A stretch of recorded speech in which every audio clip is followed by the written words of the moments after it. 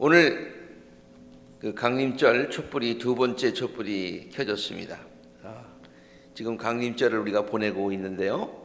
강림절은 다 잘 아시다시피 메시아 되시는 예수 그리스도를 기다리는 절기입니다.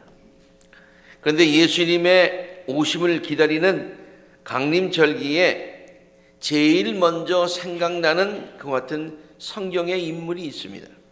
그 사람이 바로 세례 요한이지요. 복음서는 세례 요한의 사역이 무엇이냐를 이렇게 우리에게 설명하고 있어요. 세례 요한의 사역은 백성들로 하여금 메시아를 맞이할 준비를 시키는 것이다. 메시아를 맞이할 준비를 시키는 것. 그래서 먼저 예수 그리스도 앞에 사도 세례 요한을 보내신 것이다. 그렇게 성경이 우리에게 증언하고 가르치고 있어요. 세례 요한은 그 당시 정말 많은 사람들로부터 대단한 인기와 그리고 기대를 한 몸에 받았던 사람이었습니다. 그는 광야에 거하면서 하나님의 말씀을 증거했습니다. 광야에 산다는 것 그 자체가 보통 사람이 할 수 있는 것이 아니었습니다. 그저 하루 이렇게 지나가는 것도 힘든데 거기에서 산다고 하는 것, 이거 굉장한 것입니다. 또 그는 낙타 토롯을 입었고요. 허리에는 가죽띠를 띠었고요. 그리고 그는 메뚜기와 들꿀, 석청이라고 그러죠. 그것을 먹고 살았다고 합니다. 보통 사람들은 이러한 그를 비범한 사람이다, 범상치 않고 평범하지 않은 사람이다, 그렇게 봤겠죠.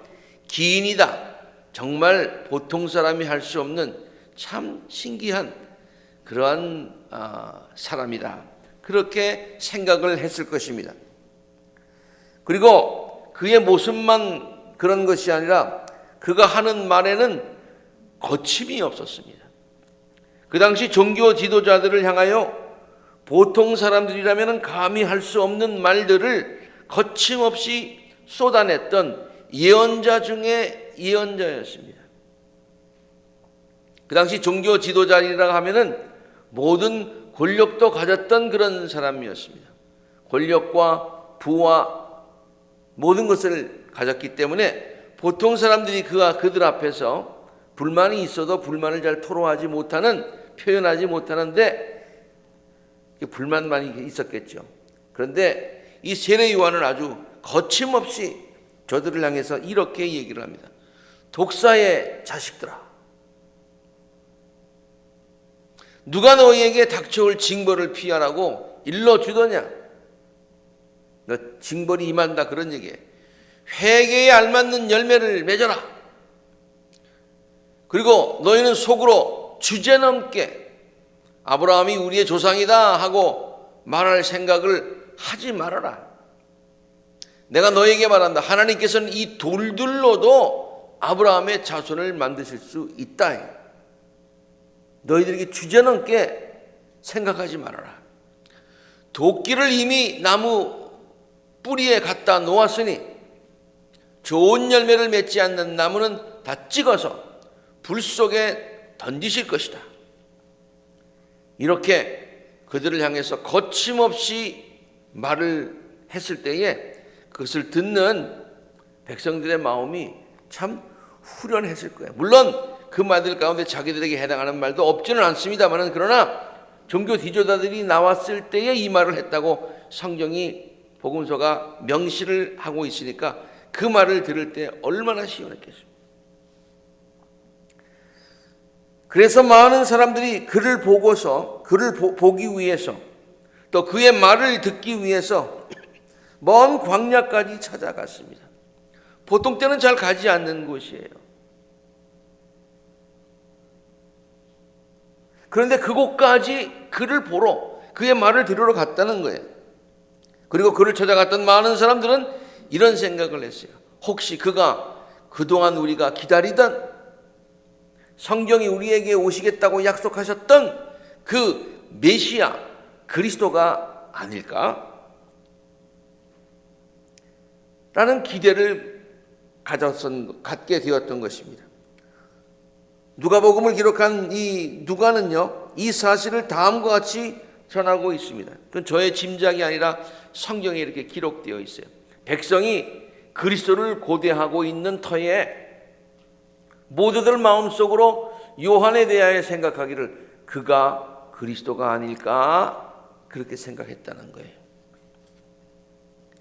이 정도로 아주 굉장한 모든 사람들의 기대와 그리고 모든 사람들의 인기를 모았던 그런 사람이었죠.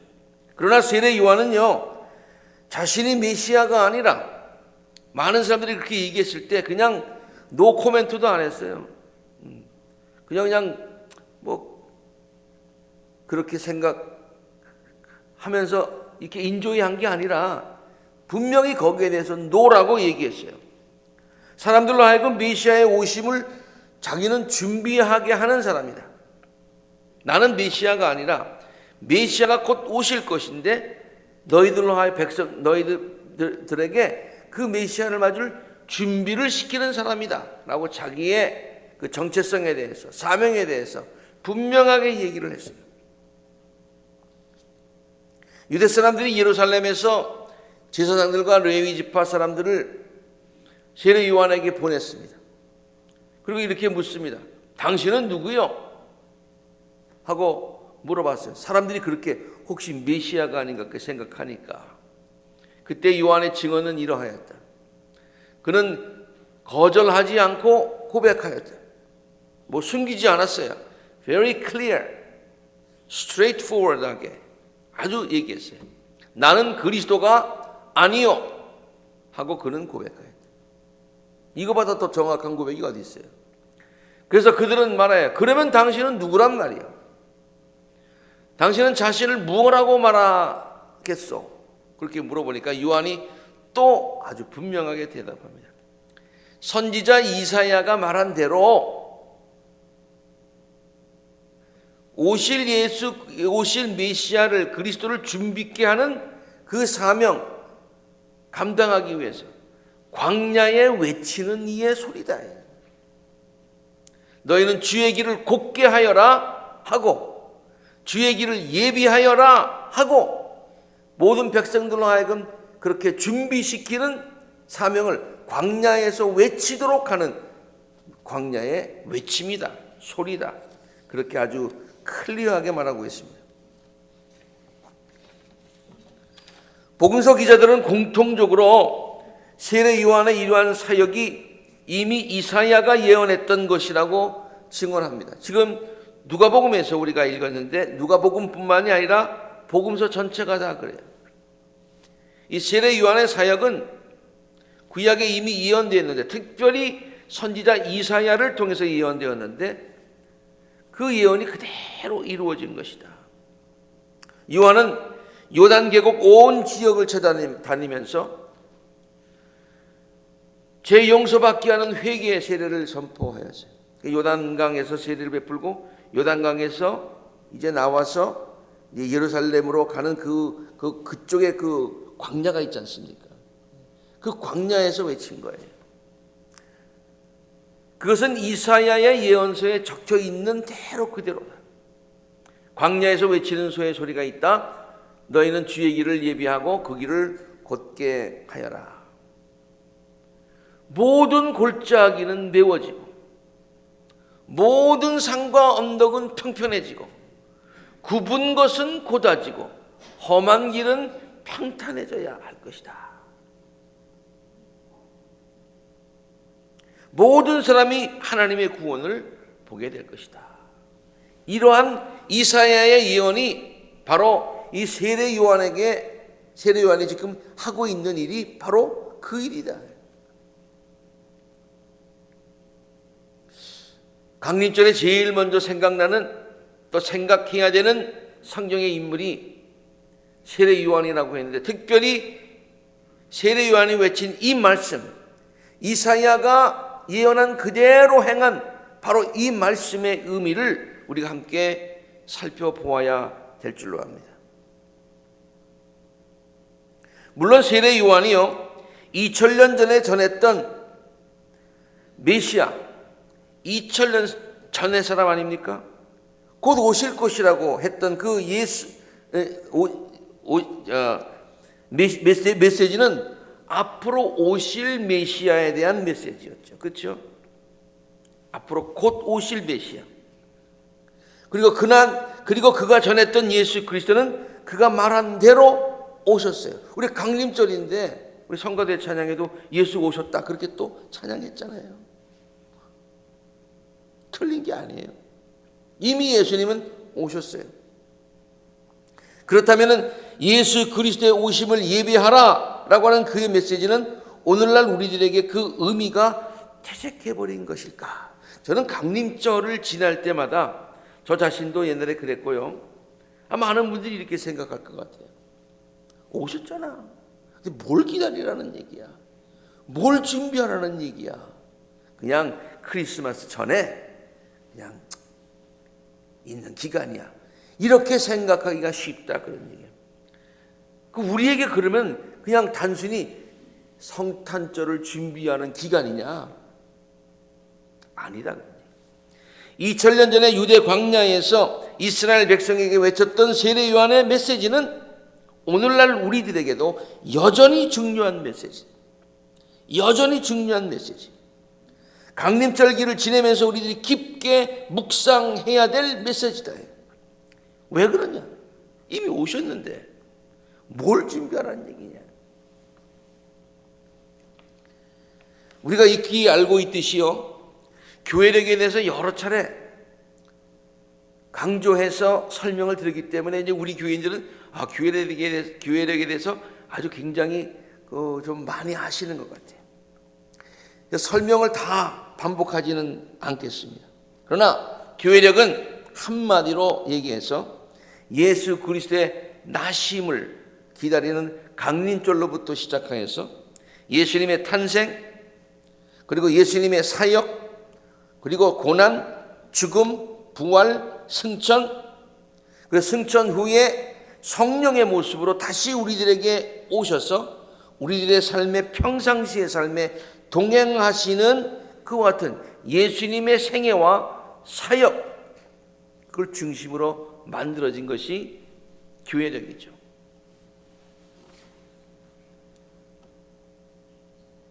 강림절이 여기 있고요.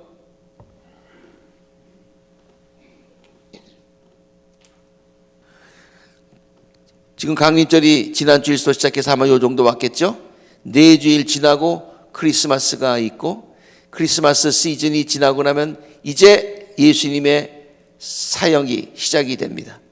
그래서 예수님이 에피파니 사역을 시작하셔서 예수님의 사역이 3년 반의 사역을 우리가 기립니다. 그리고 예수님이 사역을 마치시고 애쉬 웬스데이, 재수요일 날부터 시작해가지고 고난이 시작이 되죠. 사순절 기간 지나고 나서, 그리고 이 마지막 부활절 한 주간이 고난 주간이죠. 성목요일도 있고 예수님이 만찬하신, 그리고 또 성금요일도 있고, 그리고 부활하십니다. 부활의 절기를, 기쁨의 절기를 지나고, 그리고 오순절 때 승천하시고 나서 오순절에 다락방에 성령으로 다시 임하십니다.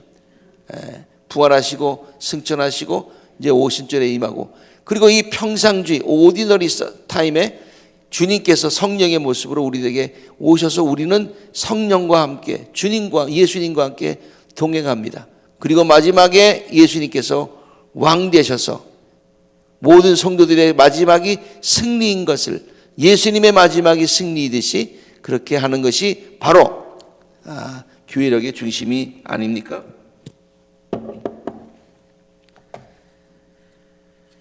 이렇게 교회력이 예수님의 전체적인 생애와 사역을 중심으로 해서 만들어진 이유는 뭐예요? 모든 성도들로 하여금 예수님과 동행을 하게 하기 위함이다. 예수님과 동행하는데 도움을 주는 그와 같은 것이다. 마치 옛날에 우리나라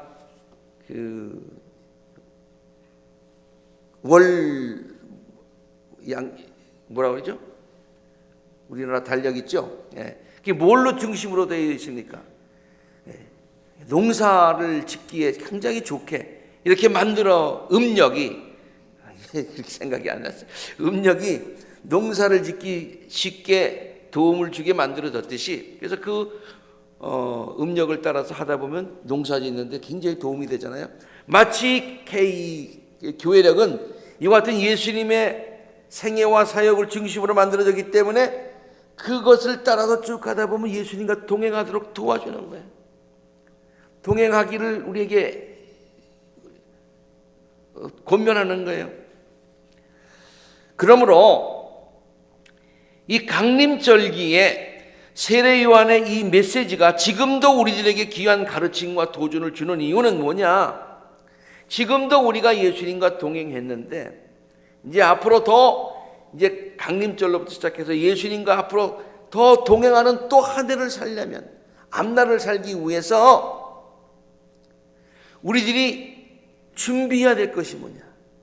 지금까지도 동행하신 예수님, 앞으로도 더 친밀하고 의미 있는 관계로 주님과 동행을 하려면 우리의 마음속에 준비해야 될 것은 무엇이고 예비해야 될 것은 무엇이고 우리들의 자세는 어떠해야 되느냐, 어떻게 해야 예수님과의 참된 동행이 우리들의 신앙생활 가운데 날마다의 삶 가운데 이루어지겠느냐를 말해주는 것이 바로 세례 요한의 메시지예요. 특별히 이 강림절에 그 말씀을 더 깊이 묵상할 필요가 있다, 그런 얘기죠. 첫 번째 세례 요한의 외침은요, 지금까지도 우리들의 삶에 동행하여 주셨으며 또 앞으로도 우리와 함께 동행하여 주실 예수님은요, 세상의 모든 왕들보다도 더 크시고 위대하신 분임을 선포하고 있어요. 그러니까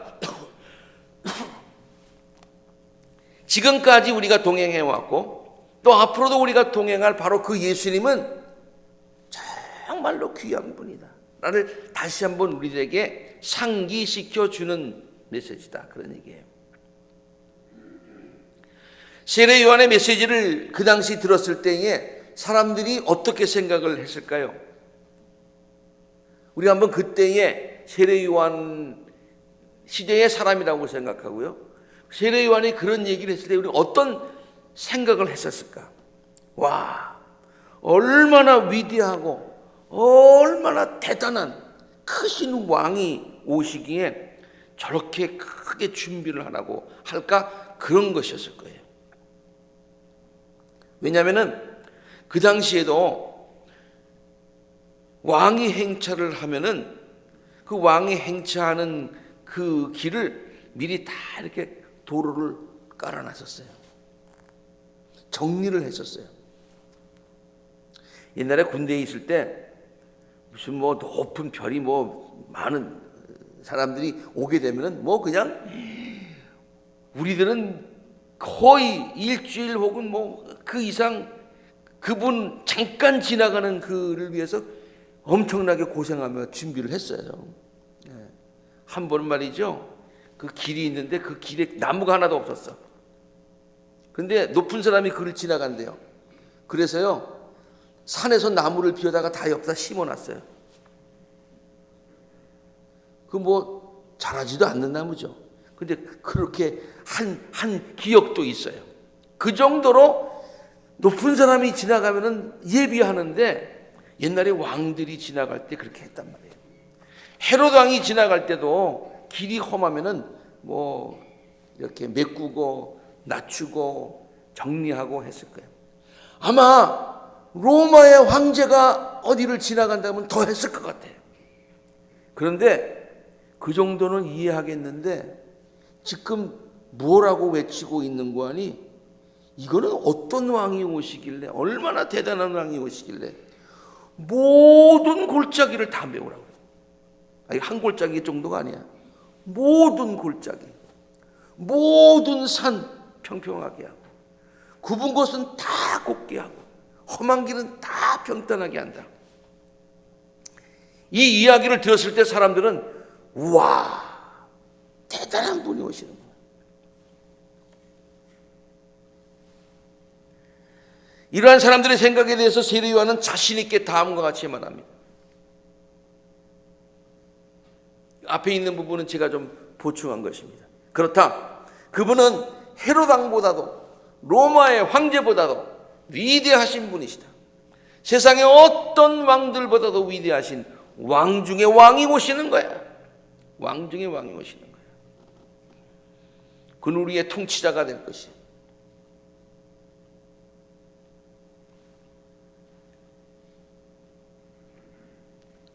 이사야가 이렇게 얘기하지 않았느냐? 한 아기가 우리에게 태어났다.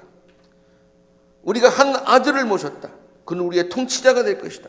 그가 누구냐? 그는 놀라우신 조언자, Wonderful Counselor, 전능하신 하나님, Mighty God, 영존하시는 아버지, Everlasting Father, 평화의 왕, Prince of Peace라고 불릴 것이다. 그의 왕권은 점점 더 커지고 나라의 평화도 끝없이 이루어질 것이다. 그가 다윗의 보좌와 왕국에 앉으셔서 이제부터 영원히 공평과 정의로 그 나라를 굳게 다스리실 것이다. 이 세례 요한의 메시지는요, 이렇게 우리에게 대단하게 산들을 깎고 낮은 것을 높이고 곡기하고, 이 굉장한 이 메시지는요, 우리에게 전해주는 메시지가 뭐냐면, 우리가 지금까지 동행해 왔던 예수님, 앞으로도 우리가 계속해서 동행할 예수님은 굉장한 분이시다. 왕 중의 왕이시고 평화의 왕이시고 Almighty God, Everlasting Father, Creator,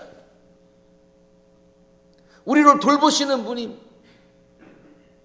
가장 좋으신 분. 찬송가에 나와 있는 우리 94장인가요? 거기에 어떤 찬송이 있습니까? 주 예수보다도 귀한 것은 없네. 주 예수보다도 귀한 것은 없네. 이 세상 어느 곳과도 바꿀 수 없는 귀한 분이네요. 맨 처음에 그 가사가 나왔을 때에 왜 예수님을 것이라고 얘기했냐? 주 예수보다도 귀한 분은 없네. 그렇게 해야지. 그러니까 거기에 대한 또 대답이 아주 또 멋있었어요.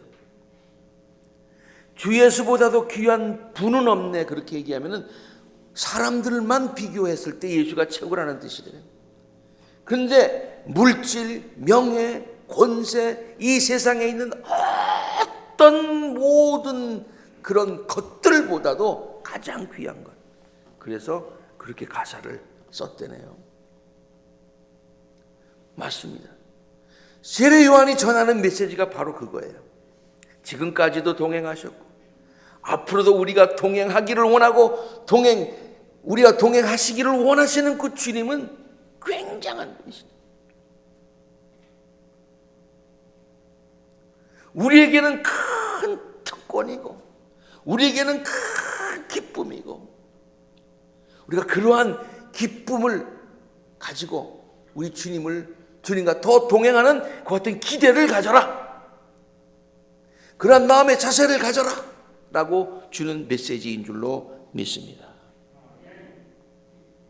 강림절을 보내면서 말이죠, 그러한 기대가, 지금까지 그러한 하나님 되시는 예수님, 그분이 지금까지도 나의 삶을 지켜주셨고 앞으로도 나는 계속해서 그런 주님과 동행하겠다라는 마음의 기도와 또 소원과 그런 기도를 하시는 우리 모든 성도님 되시기를 주의 이름으로 축원합니다.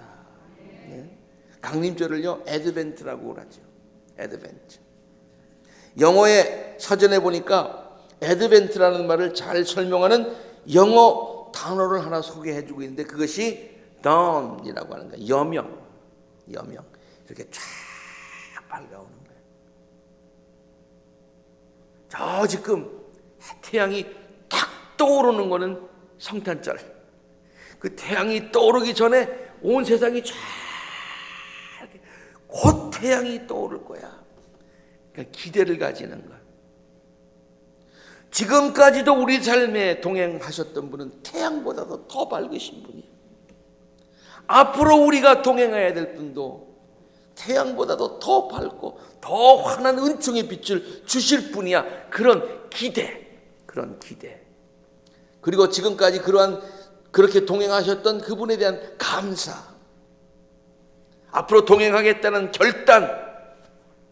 그런 결단들이 우리 모두에게 있게 되기를 간절히 바랍니다. 두 번째로요, 세례 요한의 외침은 우리들이 예수 그리스도와 동행하기 위해서 우리들이 항상 갖추어야 될 자세가 어떠해야 함을 구체적으로 보여주고 있어요. 지금까지도 우리가 그리스도와 동행했는데 혹시 몰랐다면 앞으로는 더 의미 있는 동행, 더 축복된 동행, 더 주님께 영광을 돌리는 동행, 그래서 나에게 축복이 되는 동행을 하려면 우리들은 어떠한 마음의 자세를 다시 한번 가다듬어야 되는가, 그런 뜻이다, 그런 얘기예요. 간단하게 말씀드리겠습니다. 골짜기가 메워져야 한다고 했어요. 골짜기가 메워져야 된다는 얘기는 우리들의 삶에 그동안 여러 가지 패인 것들이 많이 있었다는 거예요. 구멍난 것들이 많이 있었다는 거예요. 그래서 주님과 함께 그 구멍난 길을 지금도 그냥 어렵게 걸어왔는데 앞으로는 그 길들이 좀 메워져서 주님과 함께 정말 신나게 한번 달려보자, 그런 얘기예요. 신나게 동행해보자, 그런 얘기예요.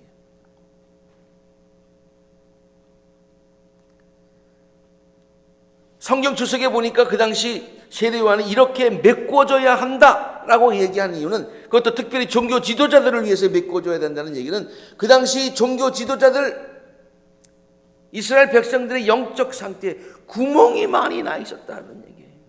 구멍이 많이 나. 하나님의 말씀에 순종하여 살라고 하는 거기에도 구멍이 나 있고요. 하나님께 헌신하는 그 헌신의 자세에도 구멍이 많이 나 있었고요.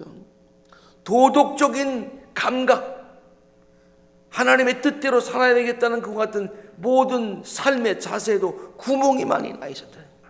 그러므로 그 구멍들을 메꾸고서 앞으로 주님과 더 기쁜 마음으로 더 신실되게 주님과 동행하자, 그런 말씀이 되겠습니다. 사순절, 이 강림절을 지내면서 지금까지 우리들의 삶에 구멍난 부분들은 있는지, 허물어진 부분들은 무엇인지,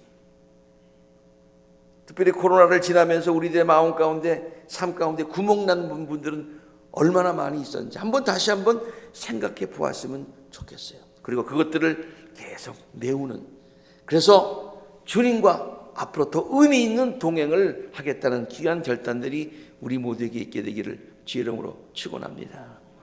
모든 산들과 언덕은 평평해져야 된다고 그랬어요. 높은 것들은 낮아져야 된다 그랬어요.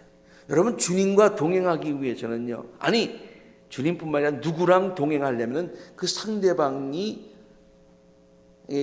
겸손해야 됩니다. 서로가 서로에게 겸손해야 오랜 동행이 이루어져요. 그렇지 않습니까? 누구랑 같이 가는데 이 사람이 자꾸 자기만 잘났대, 나를 인정 안 해줘. 그러면 어떻습니까, 여러분? 다시는 같이 가고 싶지 않죠. 그렇죠? 주님도 마찬가지예요. 우리가 주님과 동행할 때 더 주님께서, 우리도 기쁘지만 주님께서 기뻐하시고 주님께서 정말 우리의 삶에 더 깊이 동행하시기 위해서는 우리가 주님 앞에 겸손해야 되는 거예요. 주님을 인정해 드려야 되는 거예요. 내가 높아서는 안 돼요. 내가 하겠습니다. 아니에요. 주님을 높여드리고 주님께 감사하고 주님께 겸손한, 그래서 우리의 높은 것들을 다 내려놓는 그러한 자세가 있어야 된다. 지금까지도 그러지 못했음에도 불구하고 주님께서 우리들의 삶에 동행해 주신 것에 대해서 감사하고요. 또 주님 죄송합니다, 회개하고요. 앞으로의 삶에는 주님을 더욱더 높여드리며 주님께 더욱더 겸손하고 나 자신은 낮추고 주님을 높여드리는 그와 같은 의미 있는 동행에 대한 결단들이 우리에게 있게 되기를 간절히 바랍니다. 굳은 길은 곱게 만들어라고 했어요. 주님과 동행하려면요, 주님을 의심하지 말아야 돼요. 주님에 대한 전적인 트러스트가 있어야 돼요. 이렇게 마음을, 혹시나 정말일까? 주님이 나를 정말로 도와주실까? 그런 마음이 아니라 주님께 모든 것을 맡겨드리는 곧은 마음, 주님을 바로 바라볼 수 있는 마음, 그런 우리의 마음이 곧아져야 된다, 그런 얘기예요. 세상을 바라보는 마음도 곧아져야 됩니다. 이웃을 바라보는 마음도 곧아져야 됩니다. 우리들의 삶을 바라보는 마음도 부정적이 아니라 비비배배 꼬인 것이 아니라 그냥 straightforward하게, 그냥 주님 앞에 완전히 내려놓는 곧은 마음, 바른 마음, 그런 마음을 가져야 된다고 생각합니다. 지금까지도 우리가 주님과 동행하였는데 혹시라도 우리의 마음 가운데 좀 구부러진 마음들이 있으면 내려놓고, 주님, 우리 주님과 함께 동행하기를 원합니다. 주님께 우리들의 마음의 문을 활짝 열습니다. 곧은 마음을 갖습니다. 주님만 의지합니다. 주님의 말씀하신 대로 그대로 믿겠습니다. 이게 곧은 마음이에요. 말씀하셨는데 이렇게 한번 꼬아서 해석하는 것이 아니라 말씀하신 대로 믿고 그 말씀대로 살아가는 그러한 귀한 결단이 우리에게 있게 되기를 바라요. 마지막으로 험한 길은 평탄해져야 된다고 했어요. 주님과 동행하려면 길이 깨끗해야 된다. 여러분, 막 진흙탕이 있는 그 길을 한번 가보신 적 있어요? 신발도 엉망이 되고요. 그 다음에 그냥 바지도 엉망이 되고요. 막 엉망이 돼요. 지금까지 그 진흙탕은 뭐에 비유할 수 있는 거 아니? 죄에 비유할 수 있어요. 지금까지 우리가 주님께서 우리들 삶에 동행해 주셨지요. 부족하지만 동행해 주셨어요. 진흙탕과 같았지만 동행해 주셨어요. 내 발도 더러워졌지만 동행하시는 주님께도 주님의 발도 더럽게 우리가 만들었어요. 그런데도 주님은 우리의 삶에 동행하셨어요. 이제 세례 요한이 그 모든 험한 길을 다 평탄하게 하라고 그랬는데, 우리가 우리의 모든 죄를 회개하고 더러운 것들을 내려놓고 우리의 삶을 성결하게 함으로써 주님께서 우리의 삶에 동행하실 때에 정말로 기쁨, 의미 있는 동행, 그리고 주님께 영광을 돌리는 그 같은 귀한 동행이 되어질 수 있게 되기를 간절히 바랍니다. 세례 요한이 백성들로 하여금 주님의 오심을 준비하게 하면서 회개하라고 외친 이유가 바로 거기에 있는 거예요. 그동안에 우리의 길이 더럽고 우리의 삶이 깨끗하지 못하고 성결하지 못했다면 주님을 맞이하기 위해서, 더 앞으로의 주님과 동행을 위해서 우리의 삶을 성결케 해야 된다고 외치는 세례 요한의 메시지인 줄로 믿습니다. 자, 여러분, 주님과 앞으로 동행하기 위해서, 더 의미 있는 삶을 살기 위해서 우리의 모든 것들이, 구멍난 것들이 메워지고 평편해지고 굽은 것들이 곧아지고 험한 것들이 깨끗하게 되고 그렇게 하라고 하는데, 마지막으로 말씀드리고 싶은 것은요, 언제 해야 되느냐? 요 강림절 기간에만 해야 되느냐? 아닌 것 같아요. 그와 같은 노력은 계속해서 꾸준히 이어져야 되는 거예요. 여러분, 도로를 달리다 보면 말이죠, 공사하는 데가 많죠. 그러면서 무슨 생각을 하냐면, 이 공사는 1년 내내 하나. 여기 거치고 나서 또 끝나고 나면 됐다고 여기 또 고치고 여기 또 고치고, 하여튼 1년 내내 하는 것 같아요. 1년 내내가 아니라, 제가 뉴저지에 지금 산 지가 30년이 넘었는데 30년 내내 지금까지도 어디에서든지 공사가 이루어지고 있어요. 맨 처음에 좀 짜증이 났는데요, 말씀을 준비하다가 그래야 되는 거예요. 한 번 그냥 싹 하고 그 다음에 앞으로 10년 동안 없다, 이게 아니야. 계속 이루어져요.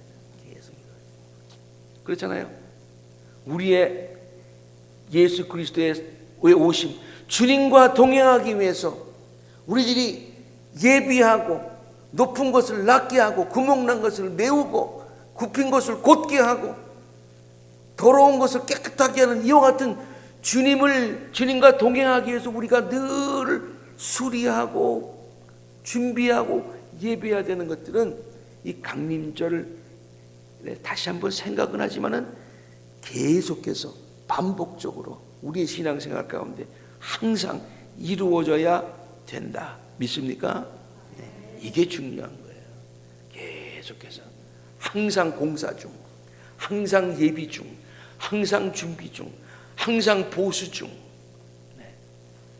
그와 같은 노력들이 우리 모두에게 있게 되기를 주의 이름으로 축원합니다. 그래서 지금까지도 우리가 예수님과 동행했지만 앞으로 더 예수님과 의미 있는 그와 같은 동행이 이루어지는 우리 모든 복된 성도님들이 되시기를 주의 이름으로 축원합니다.